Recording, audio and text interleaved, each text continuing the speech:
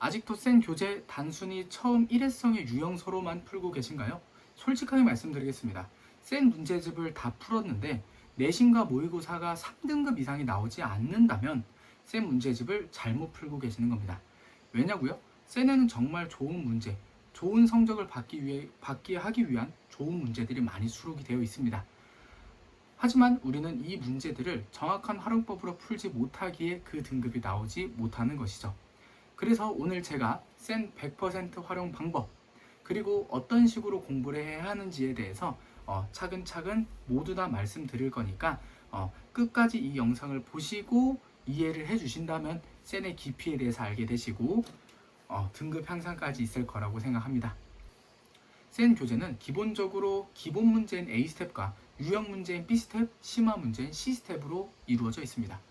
기본 문제인 A스텝은 처음 개념을 듣고 바로 문제를 푸는 친구들도 다 풀 수 있는 수준의 정말 쉬운 문제들인데요. 간혹 많은 학생들이 이 A스텝 문제 본인이 알고 있다 라고 생각을 하고 시간도 오래 걸려 하기 때문에 귀찮아서 안 풀고 싶어 하는 친구들이 많습니다. 저도 그 마음 100번 이해하는데요. 일단 저는 이 A스텝에 대해서 확고한 철학을 가지고 있습니다. 이 A스텝을 푼다고 해서 1등급이 되는 것은 아니지만 제가 오랜 시간 학생들을 가르쳐 오면서 등급 향상이 일어난 친구들 혹은 1등급인 친구들은 제가 얘기한 대로 거의 A스텝들을 겸허하게 다 풀더라고요.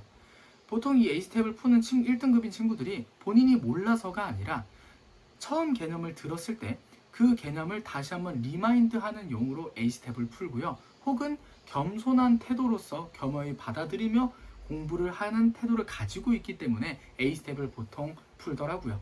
그래서 제가 내린 결론은 A스텝을 풀었을 때 1등급이 되는 건 아니지만 1등급인 친구들은 겸허한 태도로 A스텝을 풀기에 우리 또한 겸손한 태도를 가지고 A스텝도 완벽하게 풀어내며 개념을 리마인드하는 시간으로서 가져가면 좋겠다라고 생각을 합니다.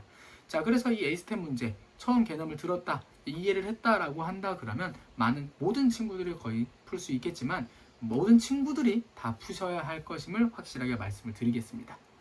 자, 이어서 B스텝에 대해서 말씀을 드리겠습니다. B스텝은 아까 말씀드린 대로 유형 문제들을 집합해 놓은 스텝이 B스텝이고 센의 가장 중추 핵심인 스텝이라고 볼 수 있습니다. 이 B스텝 같은 경우는 보통 한 단원당 10개에서 20개의 유형으로 구성이 되어 있고요. 그 하나의 유형은 4개에서 8문제까지 문제의 수를 가지고 있습니다. 일단 요 B스텝 아까 말씀드렸다시피 센의 중추이기 때문에 B스텝을 정확하게 잘 풀어내는 게 결국 센을 100% 활용하는 방법에 가장 근접할 것 같은데요. 일단은 보통 센 문제를 풀 때 많은 학생들이 개념서를 통해 개념을 이해하고 그리고 센의 B스텝을 첫 번째 문제부터 차근차근 풀어 나가게 됩니다. 저는 이 방법을 조금 지향을 합니다. 왜냐하면 간혹 이제 저에게 질문하는 친구들이 있어요. 선생님, 저는 수학 문제들을 전부 다 암기하면서 풀고 있는 것 같은 느낌이 듭니다. 일단 이 느낌 전 어떤 느낌인지 누구보다 잘 알고 있습니다. 근데 이 느낌이 왜 생겨나는 것인지에 대해서 제가 생각을 해보면 결국 우리는 머릿속에서 이 유형 문제는 이 방법으로 풀 거야 라는 굳은 생각이 머릿속에 갇혀지게 됩니다. 그런 상태로 그 문제들을 풀면서 그냥 나아가게 된다면 이 유형에선 난 이렇게만 풀어야지라는 그런 단순한 사고 회로만 머릿속에 잡히게 되는데요. 이것이 결국 수학을 암기로 이끌게 하는 요인이라고 생각합니다. 결국 수학 문제라는 것은 여기에는 이 문제를 왜 이렇게 푸는가에 대한 당위성을 계속해서 물어봐야 되는 학문이잖아요. 그런데 이제 우리는 유형별로 문제들을 풀어내기만 한다 그러면 머릿속에 그런 유형적인 사고 회로만 잡게 된다. 그래서 제가 추천드리는 방법은요. 처음에 개념을 듣고 나서 그 개념서에 있는 문제들과 함께 센에 있는 대표 유형과 그 아래 문제 약 2문제씩 정도의 쉬운 문제들을 그 당일날에 전부 다 푸는 거예요. 보통 그 문제들까지 많은 친구들이 풀게 됩니다. 그래서 그 문제들을 통해서 머릿속에 간단한 유형 정리를 하고요. 다음 날이나 다다음 날에 우리는 그 나머지 보통 밑에 있는 중문제나 상문제 이것 또한 굉장히 어렵거든요. 이것 또한 어려워서 센을 기피한 친구들이 있는데 난이도 어려운 문제들이 많습니다. 그 어려운 문제들을 다음 날이나 다다음 날에 이제 유형화적인 생각을 버리고 그냥 문제를 풀어 나가는 거죠.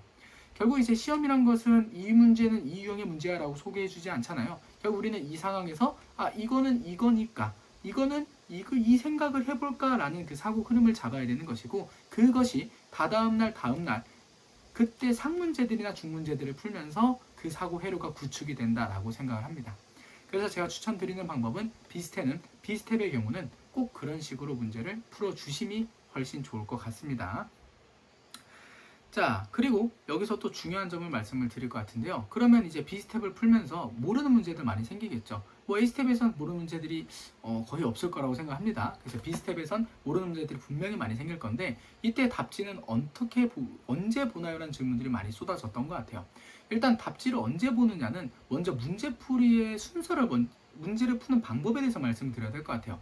문제를 푸는 순서는 지금 제가 말씀드린 것처럼 아까 앞에서와 같이 문제를 풀어주시면 되는데요. 풀 때 꼭 어떻게 풀어주시면 좋냐면, 아까 말씀드린 나머지 문제들, 즉 중문제나 상문제를 풀 때 꼭 본인이 문제 수를 생각해서 시간을 재고 한번 풀어보십시오.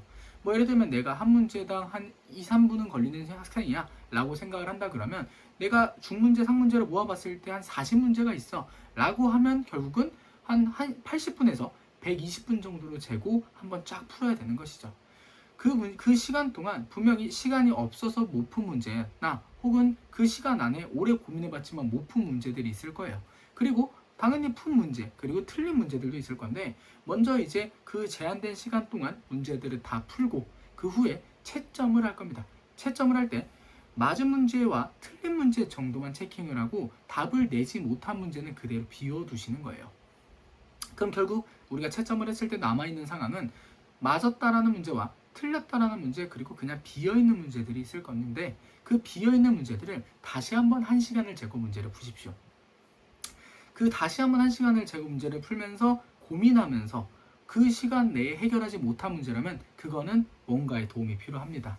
즉 답지를 그때 보시는 걸 가장 추천을 드립니다. 답지를 그때 보시거나, 혹은 만약 내가 학원을 다니거나 나의 멘토가 있다라고 하시는 분들이라고 하시면 분명히 그때 선생님께 혹은 멘토께 여쭤보시면 되는 거예요. 자, 그래서 일단은 그렇게 이 문제들을 활용한다 그러면 제가 생각하는 쌤 문제의 가장 이상적인 활용법일 것 같으니까 꼭 요거를 참고해서 문제를 풀어주시면 좋고요. 참고로 말씀을 드린다 그러시면, 일단 본인이 초등학생이나 중학교 1, 2학년이다 라고 하신다 그러면, 사실 제가 봤을 때는 방금 말씀드렸던 대로 답지만 보시면서 이해하셔도 큰 문제는 없다라고 생각합니다. 하지만 중학교 3학년 그리고 고등학교 1, 2, 3학년부터는 수학의 깊이가 많이 달라지거든요. 그렇기 때문에 내가 몰랐던 문제는 오히려 답지를 보시는 것보단 웬만하면 본인의 멘토나 선생님께 꼭 여쭤보시는 걸 추천을 드립니다. 자, 그래서 B스텝은 이 두 가지, 처음에 말씀드린 문제풀이 순서나 그 시간적인 확보, 그리고 언제 답지를 보는지 세 가지가 되겠네요.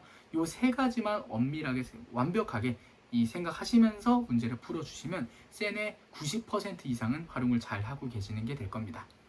자, 마지막 C스텝은 사실 크게 말씀드릴 부분은 없는데, C스텝 정도의 수준의 어려운 문제들 사실 시중에 많거든요. 기출 문제들도 있을 것이며 여러 가지 문제들도 있기 때문에 저는 뭐 C스텝에 대해서 그렇게 좋아하는 편은 아니지만, C스텝을 언제 푸냐라는, C스텝을 그럼 난 언제 풀어야 될까라는 그 의문에 대해서 말씀을 드린다라고 하면, 기본적으로 저는 비스텝 문항에서 몰랐던 문제를 2번, 3번 오답을 하면서 그 사고 흐름이 구축이 됐다는 느낌이 들 때, 즉 B스텝에 있는 완벽한 오답이 됐을 때 C스텝을 풀러 넘어가시는 게 맞다라고 생각을 합니다.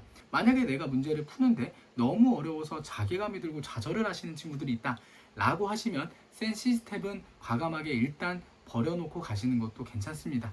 나중에 한번 이 회독이 다 끝나고 나서, 전체 회독이 끝나고 나서 돌아와서 다시 한번 문제들을 풀더라도 전혀 늦지 않을 거니까요. C스텝에 대해서 큰 부담감을 안 가지셨으면 좋겠다라는 것이 일단 제가 C스텝에서 말씀드릴 가장 중요한 포인트인 것 같습니다. 자, 그래서 오늘 대한민국 넘버원 유형서인 이 센에 대해서 100% 활용 방법 혹은 많은 질문 포인트에 대해서 제가 해결해 드린 것 같습니다. 그래서 일단은 요 센이란 녀석은 많은 선생님이나 많은 학생들한테 다 선택을 받을 만큼 정말 좋은 유형 문제나 정말 컴팩트하게 잘 정리한 그런 흐름들이 이 교재에 잘 녹아들어 있거든요. 그래서 대한민국에서 수학 공부를 하는 친구들이라고 하신다면 센 교재는 필히 하나씩 지참하심을 필히 권장을 드리고요. 아직까지 센이 없으신 분들은 제가 아래 링크 남겨 드릴 테니까 그 링크를 통해서 꼭 구입해서 현재 본인의 교육과정에 맞는 문제들을 꼭 풀어내시길 바라겠습니다.